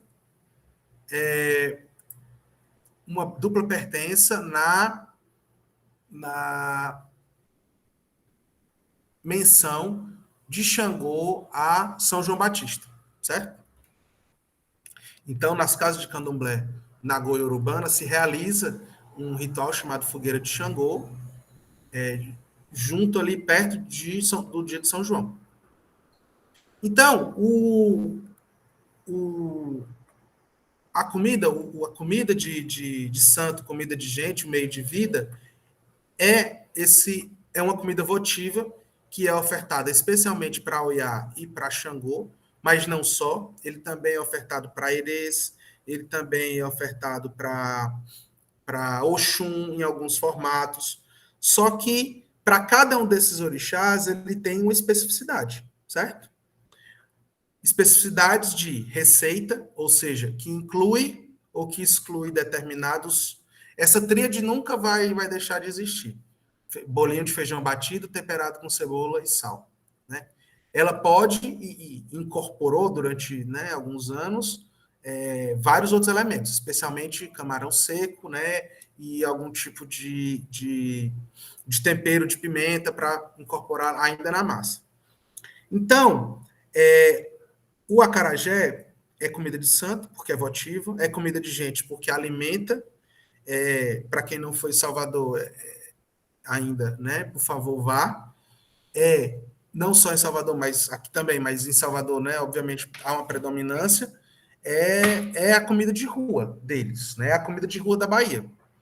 É o dogão da galera da Bahia. Então, assim, é uma comida que, do ponto de vista dos insumos, ela não é extremamente cara, mas tem uma qualidade de carboidratos muito interessante para dar sustentabilidade na correria do dia a dia. E por conta disso, por ser extremamente usual, ela é o meio de vida. Mas essa origem do meio de vida, ela está muito ligada às obrigações de candomblé. Nas casas de candomblé, ainda há a tradição da venda como origem na obrigação do acarajé. Então, as filhas de Oiá, em algumas casas ainda há essa reminiscência, as filhas de Oiá precisam passar por um estágio de venda de acarajé na rua. E o receituário, né, o apurado dessas receitas durante um determinado período de meses, semanas ou meses, é voltado de duas uma, ou para dentro da casa, quando a casa precisa, ou para o pagamento posterior das suas obrigações de santo, né? Porque vocês sabem, vocês já tiveram aula aqui com o professor Lincoln, a abertura também de um momento muito rico com o Wilson, o professor Babalorixá Wilson e o professor Babalorixá Patrício Carneiro, mostrou para todos nós o quão importante, o quão a nossa tapioquinha, esse mesmo, pode ser. O quão essa comida está embrenhada na existência dos sujeitos, né? Lá, especialmente no território baiano, mas não só, né? No Brasil inteiro. Então, ela é uma comida de santo, mas ela é uma comida também... Ela é uma comida de santo, mas ela é também uma comida de gente. Ela é um meio de vida porque ela é realizada, e ela, durante um tempo, ela foi ligada a entidades que protegiam, supostamente, o seu conjunto de ações, né? Que é a FENACAB, a Federação Nacional de Cultos Afro-Brasileiros, e a Associação de Baianas de Acarajé, Mingau, Receptivos e Similares do Estado da Bahia, ABAN. Hoje, a Adriana pode dizer um pouco melhor, não tem só mais essas saudades do tempo que o camarão seco era R$7, né? Não existem mais só essas entidades, existem outras a níveis estaduais, no Brasil afora, que fazem aí uma composição com a ABAN em relação à salvaguarda desse bem, né? O ofício, meu povo, ele é obviamente executado em toda a cidade, mas ela prescinde de alguns espaços específicos. E um desses principais lugares é a Feira de São Joaquim, ou para os íntimos, Água de Menino, né? Essa Feira de São Joaquim é nessa feira onde se encontra todo o sem número de produtos para fazer esse acarajé.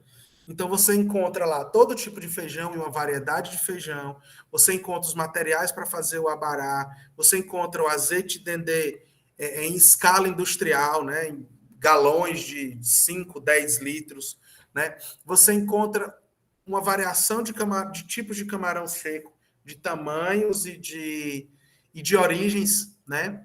E de tempos de cura também. Então, aqui você tem uma diferenciação do camarão seco por vários elementos. O camarão seco na Bahia, aqui também, né? Mas ele é usado como tempero. Então, ele é pilado e é usado como um pó, né? Para poder se misturar na massa também. Então, não precisa de sazon se a gente tem camarão seco, né, gente? Por favor. É um ultraje fazer isso, tá? A feira de São Joaquim, que é esse complexo, esse sistema de encontro de produtos, pessoas e seres vivos, não vivos, humanos e não humanos, porque lá também é onde se compra todos os elementos para a gente fazer uma iniciação de santo, né? E as pessoas são as mesmas pessoas que trafegam na feitura de santos, são as que trafegam na feitura da comida, né? Das casas, dos candomblés.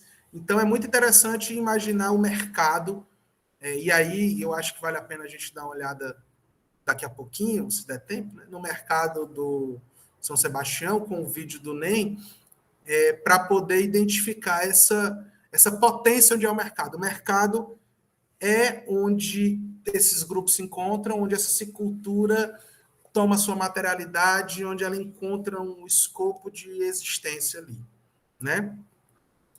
Passando, esses modos de fazer, meu povo, eles têm tudo a ver com os itens, né, que compõem o próprio feijão, né? Então, o feijão é elemento base, mas ele não é só fradinho, né? Ele é muitas variedades. Aqui eu anotei algumas delas: é o feijão vigna, feijão maçaca, boca preta, calpi e os temperos. E hoje, as ofertas, as variações, né?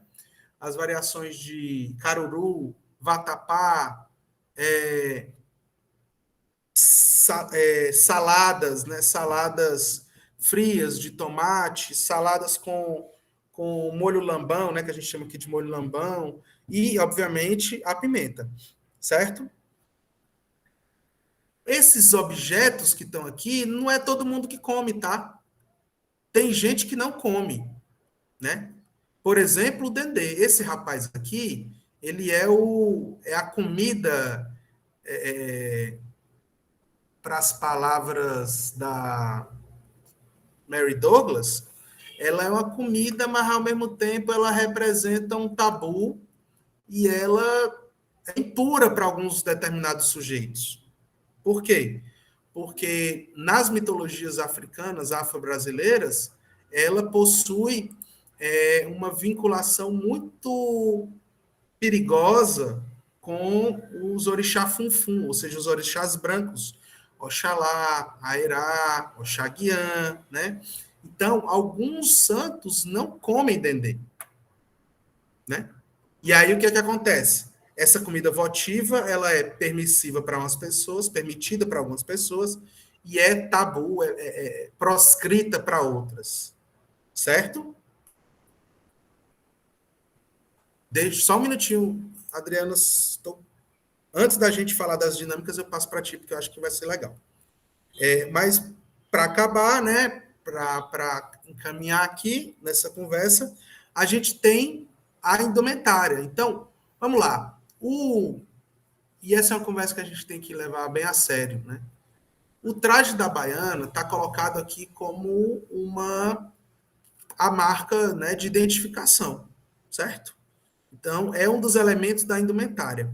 Entretanto, é preciso a gente se perguntar, e na verdade a gente perguntar para os detentores, quais são esses elementos de indumentária ou de marcas visuais que são fundantes para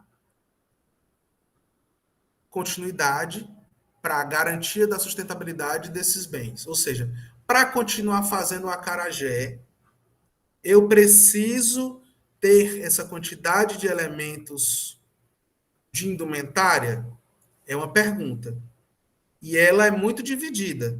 Há quem diga que sim, porque a indumentária ela é uma forma simbólica de representação e é uma forma não só simbólica de representação, ela é um sistema comunicacional entre as pessoas entre os pares de santo e entre uns e outros, porque os colares, eles conversam entre si.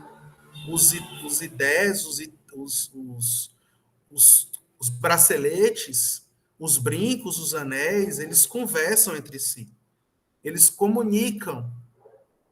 hierarquias, eles comunicam posto, eles comunicam simbologias de possibilidades de exercício de cargo social, eles comunicam, obviamente, né, a pertença a uma casa, a determinado orixá e tal. Então, esse sistema de indumentária, ele não só é estético, não, tá? Eu diria que ele é quase nada estético. Ele é muito mais um sistema de embreamento de comunicação mesmo entre os próprios sujeitos. Então, você tem a roupa de ração por baixo, você que é o camisul, você tem um pano da costa, você tem até o tipo de ponto. Eu acho que quem teve aqui, o professor Patrício, falou... não tá, ó, Daira, mas eu posso colocar, desculpa. Tá vendo? Eu sempre coloco algumas coisas e esqueço de outras, mas eu coloco lá a Mary Douglas, e coloco também os Ojás, né? E coloco também o link, tá? O link para muitos, praticamente está tudo online. Então, enfim, esse conjunto de estava falando, parará. Sim, esse conjunto de elementos aqui, ele transmite, né, uma sistemática, uma comunicação, gente. Essa roupa, essa indumentária, ela é comunicação, né, para as pessoas de santo. Então, para fechar, efetivamente, o que é... sim, até os pontos de bordado, lembrei. Os pontos de bordado. Então, o tipo de dobra da camisa, para vocês terem a noção. O tipo de dobra da camisa, da parte de cima, para dentro, para fora, 1, 2, 3, 1 ou 2, ou 1 com 2, né? E o tipo de ponto costurado, ele Everton correu. Ele é comunicador, porque ele diz o posto da pessoa, tá? E aí, por último, o que é que tem no tabuleiro da Baiana de Acarajé? O tabuleiro da Baiana tem um monte de coisa, e aí eu vou falar para a gente ficar com boca cheia, tá? Ele tem, cadê? Deixa eu falar. Um monte de coisa. E aí a gente se pergunta, mas precisa ter isso tudo? Né? Tem o acarajé, obviamente, tem o abará, que é a massa cozida com a folha de bananeira assada. Tem o acaçá, que é um milho branco batido, que é comida votiva de Oxalá. Tem o acarajé no azeite doce. Olha só, acarajé no azeite doce, para filho de Oxalá e de Santo Funfum, que não pode comer óleo de dendê. Tem o bolinho de estudante, que é uma goma né, a goma grossa, escaldada com leite de coco e açúcar e canela, é muito perfeito. Tem caruru, tem doce de tamarindo, tem uma canjica de milho e de coco, tem um molho nagô, que é chamado, né, o que a gente chama de lambão, que tem quiabo batido, camarão, pimenta.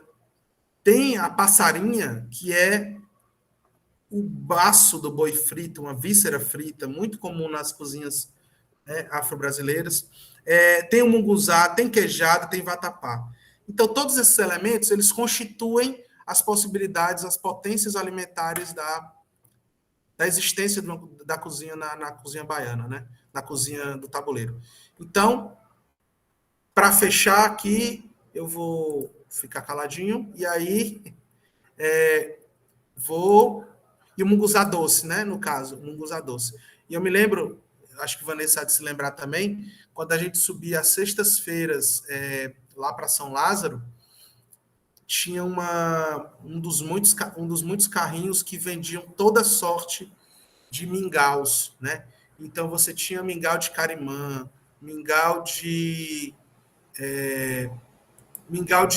coco, mingau de milho, munguzá doce.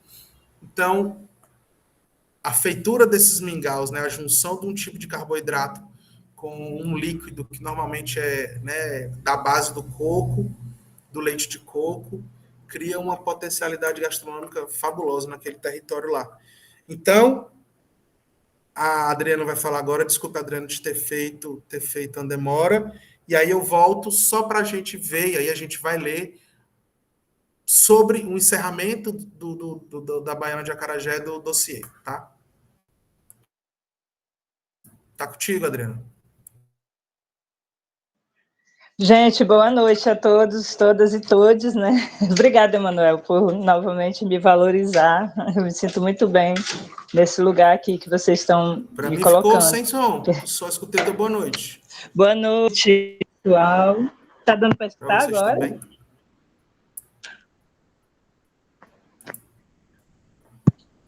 Alô? Oi. Adriana, tu quer voltar? Quer tentar sair e voltar? Porque não estou te escutando. Tá me ouvindo?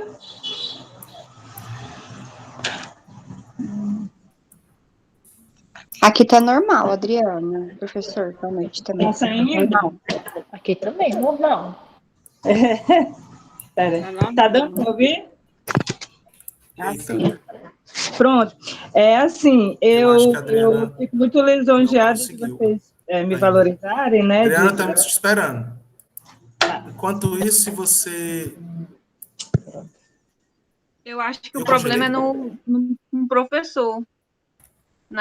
Ele não está ouvindo. A gente ouve e ele não ouve.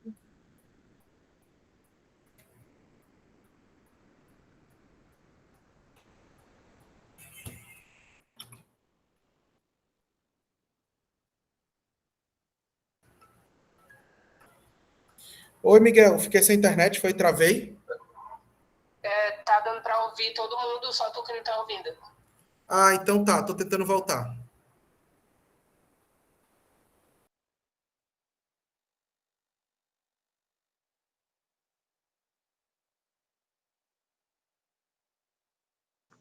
Boa noite, pessoal. Boa noite. Desculpa, travou aqui. Voltar. Sim, eu agradeço por vocês estarem me chamando, eu gosto de participar. Obrigada. Sim, em relação a esses detalhes, né, da profissão. Por exemplo, a gente, quando... Existe uma diferença muito grande entre o acarajé dentro do terreiro e o acarajé fora do terreiro. Primeira coisa, né? Até a maneira de você vender, a maneira de você portar, como vender. E na época de hoje, num território diferente da Bahia, já muda tudo.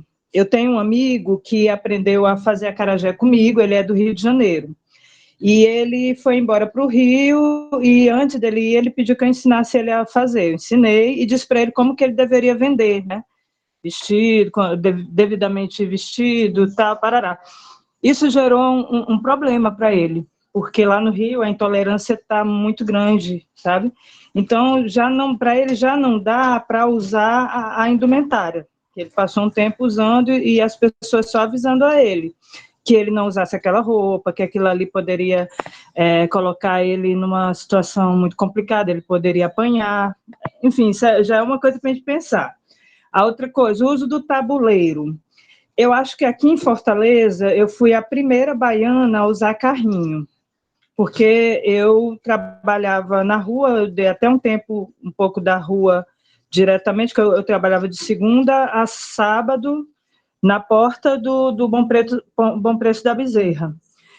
Eu desenvolvi o carrinho porque era muito difícil para mim montar e desmontar todo dia as coisas e levar essas coisas até lá, porque eu não podia ter gasto para ir nem gasto para voltar, entende? Para eu poder conseguir vender com a demanda que eu tinha, que eu ia começar, né? Isso é uma coisa também que é legal a gente pensar. A outra coisa, o que é que tem no tabuleiro, né? O que tem no tabuleiro, essa marcação que tem do IFAM, que foi feita, né, a partir da Bahia, é super válida, principalmente para a Bahia. Né, para a Bahia, porque lá se vende assim, lá se veste assim, e eu acho sim interessante a vinculação da baiana com a indumentária, mas eu acho que para cada estado talvez predomine uma tradição da nação de candomblé daquele estado. Por exemplo, aqui em Fortaleza não tem casa nagô. A casa nagô que vai abrir é a casa do meu pai de santo atual, que era meu irmão. e agora ele é meu pai e cuida de mim. Então, assim, não tem casa na Goa, oficialmente, do Xangô de Recife, né? Não tem. Então, vai abrir agora. É tudo diferente.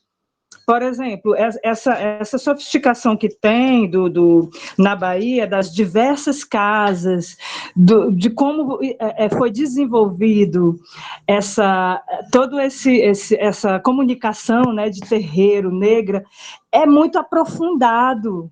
Isso a gente não tem aqui em Fortaleza. Na cultura negra de terreiro, não temos. A gente pode ter dentro das nossas casas. Mas na sociedade, eu vejo muito pessoas usarem insígnias, né, da casa, que não necessariamente é sua insígnia na casa, entende?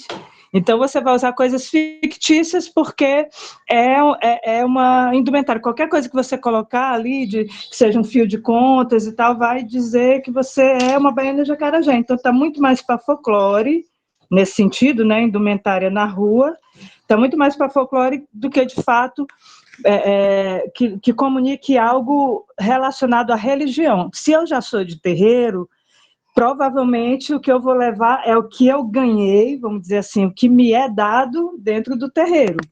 Sim, isso vai depender da minha tradição, isso vai depender de um monte de coisa.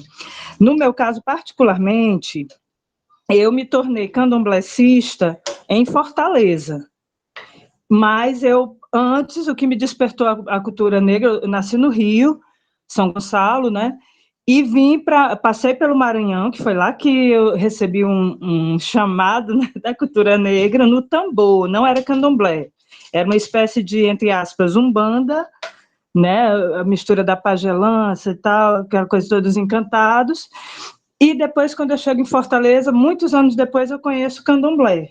Mas eu não consigo, né, dentro dessa ideia de pertencimento, eu não consigo abandonar essas marcações que me dizem de onde eu vim, de onde eu venho, do ponto de vista espiritual. Então, para mim, ter que me adaptar a algo que é dito pelos outros, por outro território que eu não reconheço. Por exemplo, aqui em Fortaleza eu já vi passarinha sendo vendida, lá na feira, numa feira que acontece no Dias Macedo, não sei se essa feira ainda tem, uma feira de rua do Dias Macedo, e o pessoal lá comia, e há muitos anos que eu não via passarinha. Eu me lembro que meu pai falava disso no Rio de Janeiro, e eu nem sabia o que era.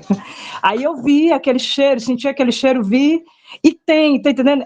O que me interessa, assim, como detentor, uma detentora fora de seu território, que, entre aspas, seria o seu habitat natural, que é onde tem todas essas marcações que em Fortaleza não tem, eu busco essas marcações em outros, eu encontro essas marcações em outros lugares.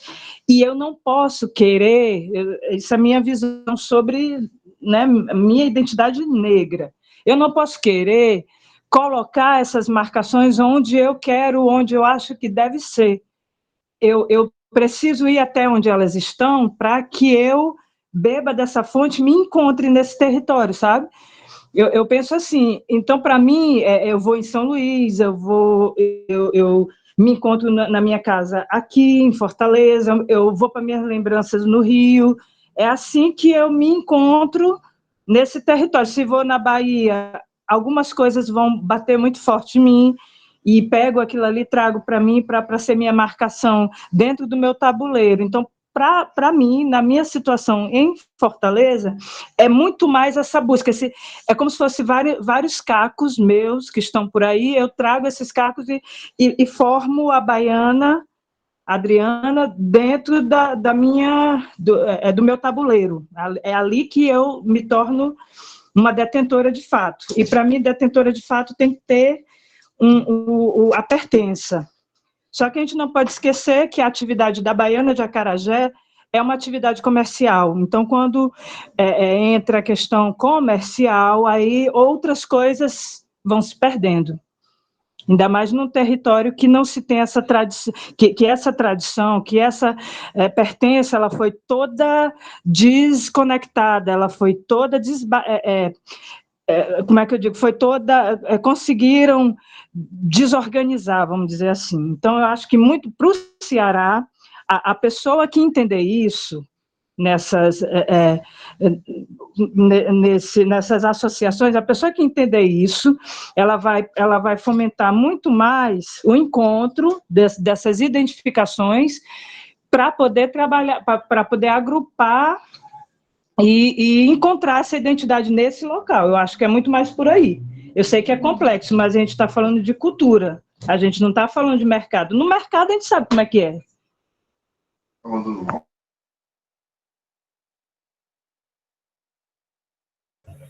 Desculpa, gente, eu falei demais. Não, tudo bem, tá ótimo. Obrigado, Adriano. Vai lá, Everton.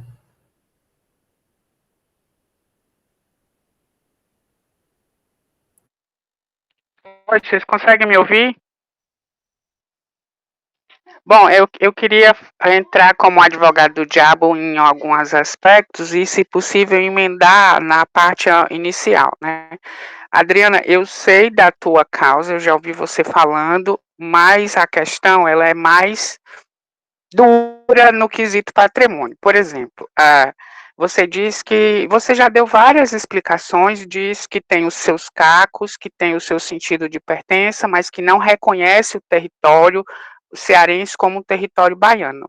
Quando a gente trata a questão do patrimônio ou de um bem já patrimonializado, só tem duas alternativas a fazer. Quando o bem é nacional e eu quero ingressar nele, no caso, como baiana de Acarajé, eu preciso me enquadrar no que foi patrimonializado. Então, a norma, ela é prática, né? No seu caso, você tem um estranhamento com essas regras que já foram postas, e aí eu preciso voltar ao passado, porque, assim, a construção do histórico de Baiana de Acarajé que se tem hoje como patrimônio, ela vem de uma análise da Negra de Ganho, os tabuleiros vêm dali, e é outra discussão já bem aforada, porque é uma discussão de que a comida de rua é tida como a baixa gastronomia e aquela levada à mesa dos grandes hotéis e das casas e restaurantes seria uma alta gastronomia, o que na minha cabeça é uma coisa completamente absurda, mas essa discussão existe. O fato de existirem essas negras de ganho e os tabuleiros e a herança dessas negras dentro do terreiro faz com que a gente chegue, por exemplo, ao carnaval. A gente, dentro das alas de carnaval, existem as alas que são as baianas. Como você, elas são consideradas um tipo de baiana, necessariamente, não todas elas vendem acarajé, necessariamente elas não estão trajadas todo ano, mas elas se sentem baianas, né, por algum motivo especial. E aí se tem uma migração de baianas que foram ao Rio de Janeiro, que fizeram aquelas danças tradicionais, que se chegaram até o carnaval, que por outros motivos em lei estadual também gera patrimônio. Mas a questão, sendo curto e grosso e fazendo advogado, apesar de saber dos seus estranhamentos e compreendê-los e que eles têm razão, para tratar da localidade Fortaleza, é preciso que se entenda o fato. O fato é que o patrimônio que foi institucionalizado a nível Brasil, as baianas de Acarajé postas, como está presente no dossiê, se faz necessário adentrar naqueles requisitos. Se eu não entro dentro deles, se eu tenho uma forma de vida diferente daquilo, eu preciso entrar com um processo novo para que eu registre uma nova forma de ser baiana de Acarajé, por exemplo, em Fortaleza.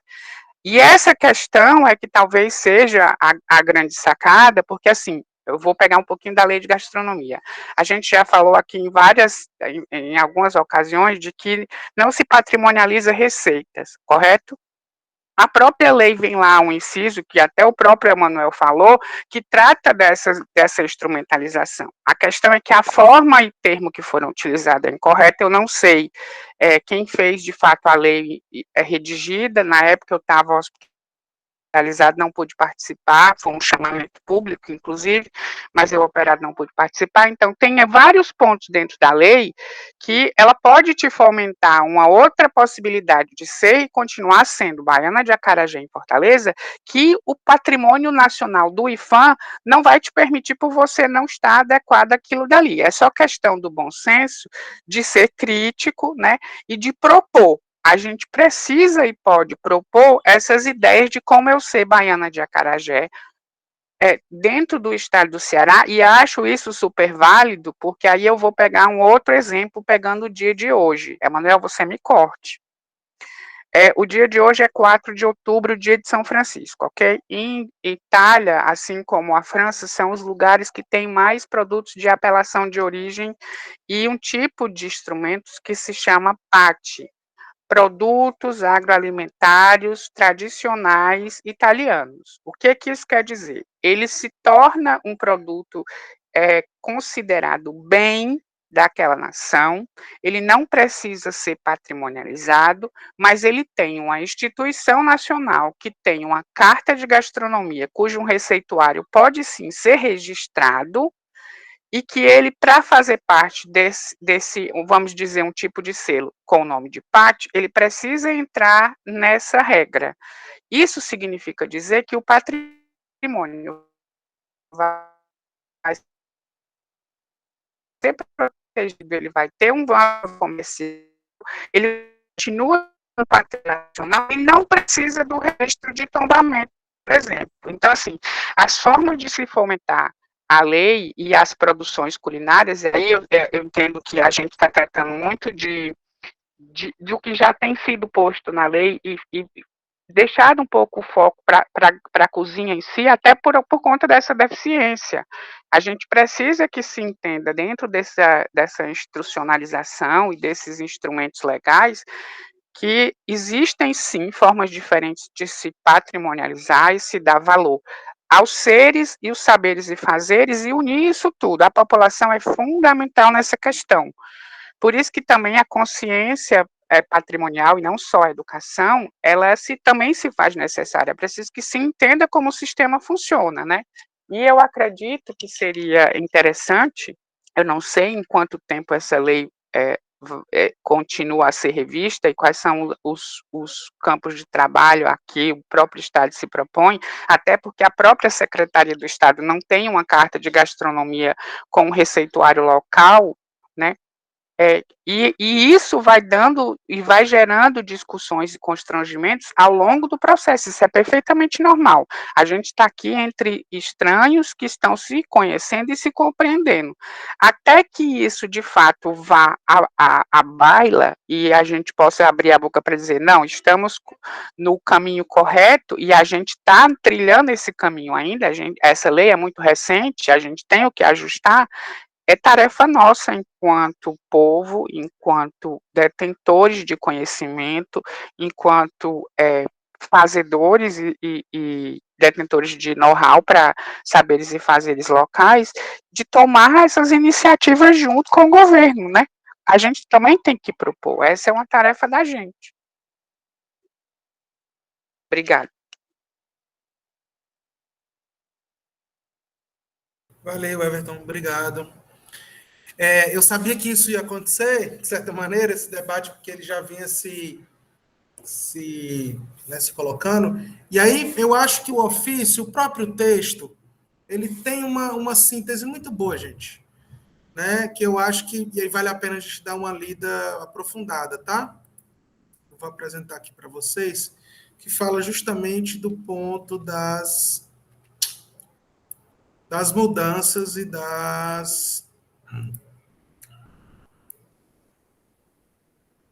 dinâmica das mudanças. Olha só. Vamos lá. Vamos ver a síntese do dossiê, uma das sínteses do dossiê.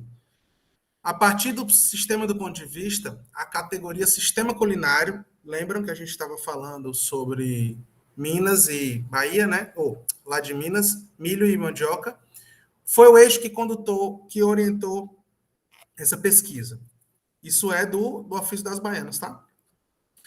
Essa noção, por apresentar um modo estruturado de itens constitutivos da alimentação, permite que se apreendam várias etapas de um mesmo processo, como o modo de obtenção, de seleção, de classificação, de preparo, assim como os modos de servi-lo e até mesmo de comê-los. Mostrou-se a mais adequada para dar conta da complexidade do universo do acarajé. Então, como o Everton falou, não foi uma receita que foi patrimonializada, né? Que a gente já falou isso desde o primeiro dia. E como a Adriana também fala quando ela diz que cada baiana e cada baiano, em cada lugar tem uma complexidade. Por exemplo, o fato dela usar carrinho aqui, tá? Faz parte desse sistema culinário como um todo, certo? O uso dessa categoria tornou-se possível perceber a articulação de diferentes dimensões desse universo, tanto na esfera da culinária votiva, relativa às religiões, né? Quanto na esfera comercial, presente em cada esquina da cidade de Salvador, e aí a gente expande já para o Brasil inteiro, em que ele é recheado com vatapá, caruru, salada, camarão, e está relacionado à cultura local. Sexta-feira, na Bahia, é dia em todos os restaurantes de comida baiana. Certo? A comida baiana, ela é tão... É lógico que a comida baiana tem todos os dias, em todos os restaurantes, em boa parte dos restaurantes. Mas vejam que o conjunto, a população, o povo, essa grande massa maravilhosa de gente, o povo baiano se reúne às sextas-feiras e os restaurantes servem comida baiana. Então você tem um corte aí de um dia, de uma temporalidade, de um momento de devoção a um tipo de comida, certo? Articula-se aspectos relacionados às etapas de produção, comercialização e consumo, sua importância alimentar e construção. E aí agora é que a gente vai pro pulo do gato. Ó. Embora na cidade de Salvador, o acarajé já tenha sido instituído como patrimônio cultural de acordo com o projeto de lei municipal, que institui, né, lá municipal, o registro da oficina urbana de acarajé no livro dos saberes do IFAM, né, quer dizer, né, o registro, tá aqui, o registro dos ofícios da Baiana do Acarajé no livro de saberes do IFAM significa o reconhecimento de sua dimensão mais ampla. É perceptível pelo fato de preservação do valor patrimonial desse bem estar relacionado à intenção ao universo da Baiana de Acarajé, à valorização, à transmissão permanente, aos saberes associados a este universo. E entendemos que o registro do bem, enquanto cultura nacional, poderá mobilizar a sociedade a reconhecer, sistematizar e salvaguardar esses saberes tradicionais sem frear o fluxo natural das reapropriações simbólicas que se processam inevitavelmente na dinâmica das culturas. Ou seja, o próprio pedido, gente, ele foi cunhado numa base de respeitar essa dinâmica, certo? De respeitar diversos aspectos de regionalidade, e veja bem, ele é um bem nacional, ele não é mais só um bem de Salvador ou da Bahia, certo? Então, nesse sentido, eu acho que é um esforço muito grande que a gente tem que ter. O entendimento de que o esforço de patrimonialização, ele tem que compreender dinâmicas e mudanças. E aí, por último, a salvaguarda, que são 3 linhas de atuação, né? Quais foram, ao tempo e ao cabo desse dossiê, lá nos anos 2005, quais são as ações que eles foram definidas para a salvaguarda? A atuação na linha do direito, que é dar suporte jurídico a associações, organizações, e implementação do decreto que promove, né, a salvaguarda, os estatutos municipais para promover igualdade e trabalho para essas mulheres, sobretudo, patrimônio, os 2 eixos outros, patrimônio, patrimônio e educação, onde a questão de gênero está associada à religião, à difusão e à divulgação, além da formação de grupos de trabalho junto, por exemplo, para fortalecimento da pesquisa junto ao Centro Nacional de Folclore e Cultura Popular, que é um órgão, né, uma instituição, um órgão descentralizado do IFAM. Então, a salvaguarda já traz esses elementos aí, tá? Por último, mas não Vamos falar um pouco dos queijos artesanais agora. Opa, aqui. Deixa eu ver se eu não estou vendo mais vocês. Pronto, não estou vendo vocês, agora estou vendo de novo. Eu vou passar a tirar isso daqui, que eu vou deixar só com isso aqui para mim. E eu vou passar para o dossiê do queijo.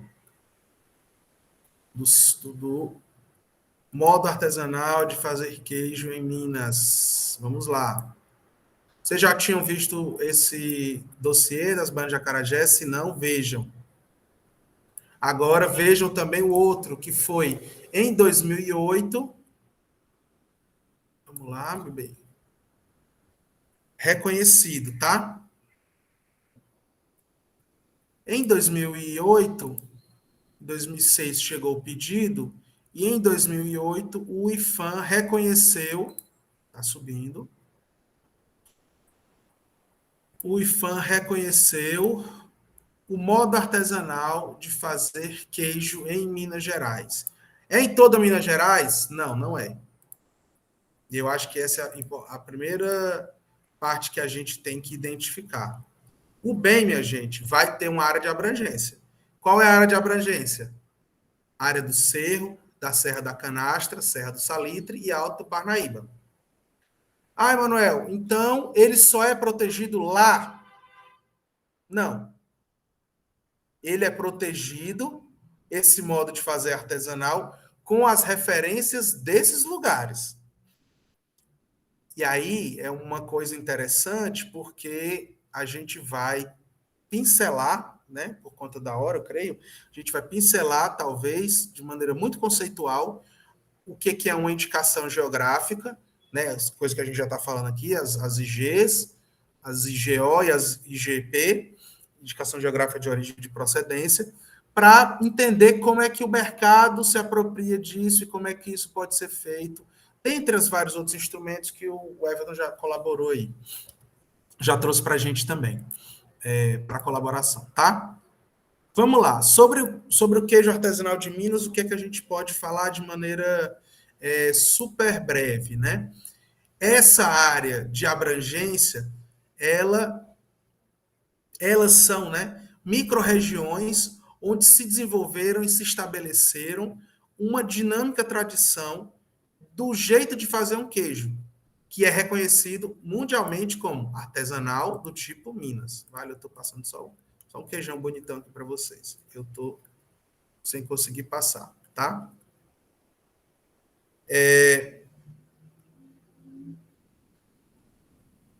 Ai, meu Deus, cadê? A gente vai começar dizendo, gente, a seguinte coisa. Aqui, vamos deixar no mercado, essa foto é bem legal. Vamos começar dizendo a seguinte coisa. Antes desse tipo de pedido do registro, né, e juntamente com ele, porque ele é o resultado da sociedade civil para fazer muitos esforços, né, aconteceram variadas iniciativas que tratavam de preservar esse modo tradicional de fazer queijo. Aqui eu estou lendo uma parte do dossiê, tá? E essas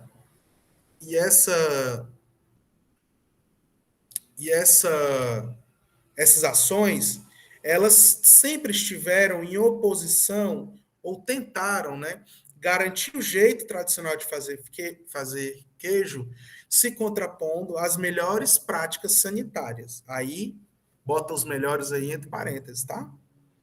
Que essas melhores práticas sanitárias desconsideravam completamente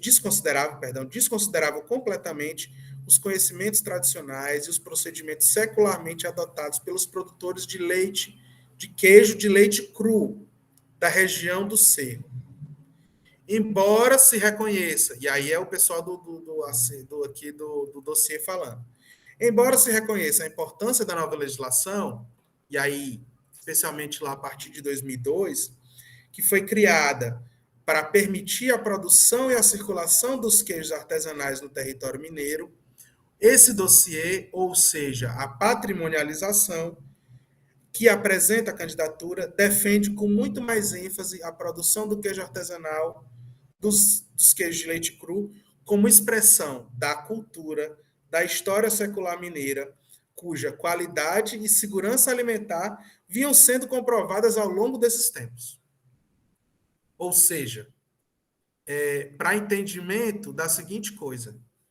Ora, é aquela história, assim, de maneira muito rudimentar.